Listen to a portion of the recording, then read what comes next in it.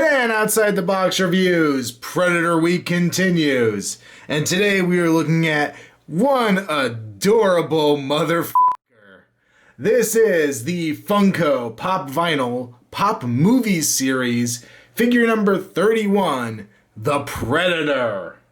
Skipping all the way ahead to 31, that's kind of crazy. I started this a few years ago looking at the Freddy, Jason, and Michael Myers, some of the first three in the series, and Funko has gone ballistic since then. They've acquired so many licenses. They have so many different characters and all different genres of everything. I was excited about a year ago when they came back with their Leatherface figure, a figure that I had really wanted, and I'd even said then, I was just hoping they'd make a few cool little extra characters. Well, at Toy Fair this year, they announced they're making everything. So we've got the Predator here, they did an Alien, they did a RoboCop, and this fall they're getting into even more horror and characters that I cannot wait to own and add to my collection. I am super psyched about this. But I figured since we're in the middle of a Predator week anyway, might as well take a look at this guy. Obviously, Funko Pop Vinyl, they are literally just a soft vinyl figure, gigantic head. These ones actually just have a rotation in the neck. It's their only articulation, but no actual bobblehead like some of the other figures. So it's all about the sculpt and how cute it looks. And I never thought a Predator could look quite so adorable. It is amazing. I love how they kind of pug-nose the whole thing. The mandibles are kind of squished into his little head, but he still has the very strange-looking inner mouth there, the little teeth, little extra mandibles on the side here. The prototype picture had featured red eyes, but I'm really excited they gave him these yellow eyes. I think it really gives him a different look. I also love the blank, expressionless pop vinyl eyes. He has some decent markings on his head. My paint's not terribly clear. There's definitely some spots where they missed with the brown. Also down here you can see there's little bits of slop around his jaw, which kind of stinks. A little pink over here, a little flesh tone over here, but nothing awful. Coming around to the side, we have his dreadlocks. They had little gold rings around him that don't continue on to the back all the way.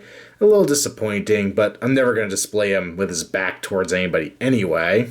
As for the body, it's pretty basic. It's the same little pose we get with most pop vinyls. His little arms down to the side. He has his wrist blade out on his gauntlet here. He has some nice spotting on his body. He just has the netting carved into him. It's not actually black or anything. It's a little bit of a bummer. But it's a nice silver on it, a nice brown. I wish his wrist computer also had a little more detail on top. It's just kind of a silver box. But once again, it's a really tiny little figure. This is his loincloth, his leg armor, and his little feet down there. Flip him over and he doesn't really have as much detail on the back, none of the spots, but still a lot of the same colors on there. He of course doesn't have his backpack or his shoulder cannon because honestly with a head this big you never get that to work. I'm pretty happy with this. The pop vinyls, there's not a lot to them. They're just cute. That's really all they are. But I love that they have this wide range of characters. Back when I started kind of getting into at least this phase of my collecting, it all started with the Mezco Cinema, Fear, the NECA Cult Classics, the McFarlane Movie Maniacs, and those lines had the ability, because of whatever the market was at the time, they could kind of hit this wide breadth of characters. They could hit Chucky, they could hit Candyman, they could hit obscure things like the Djinn from Wishmaster. And in a way, Funko's kind of allowed itself to do the same thing. Because these are probably relatively inexpensive to make, they can just kind of crank these out. They're about $10 to $15 a pop depending on where you shop, so I'm assuming they make a lot of profit off each one of these things, because I do not imagine that this is more than a few dollars worth of plastic and paint. But the fact that they can give us so many different characters from so many different licenses, it just makes me happy. And if they're going to make them adorable on top of it all, well, all the more better. When it came to the Freddy, Leatherface, Jason, all those guys, I was pretty happy with the version they gave us. I didn't really feel the need to have a variant, but having a Predator, of course, it begs for a masked version. I guess it wouldn't be a variant at this point. It would be a full different Predator, but hopefully maybe one day they will give us the masked Predator. That would be pretty cool.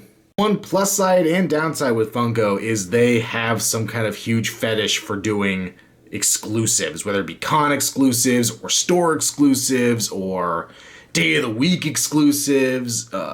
the amount of molecules in the oxygen you're breathing at the time exclusives. They come up with an exclusive for everything.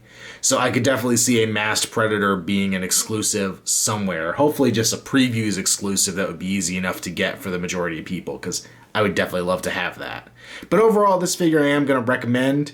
He's very cute, very lethal, and very ugly all at the same time. Make sure you check out Outside the Box Reviews on Facebook. There'll be a link below. Also, if you're watching this video before July 1st, 2013, make sure you click the other link below to learn how to enter the Outside the Box Reviews 1,000 subscribers contest. All the details will be in that link. And until next time, this has been another Outside the Box Reviews. And stay tuned because Predator Week continues with something not quite so cute next time.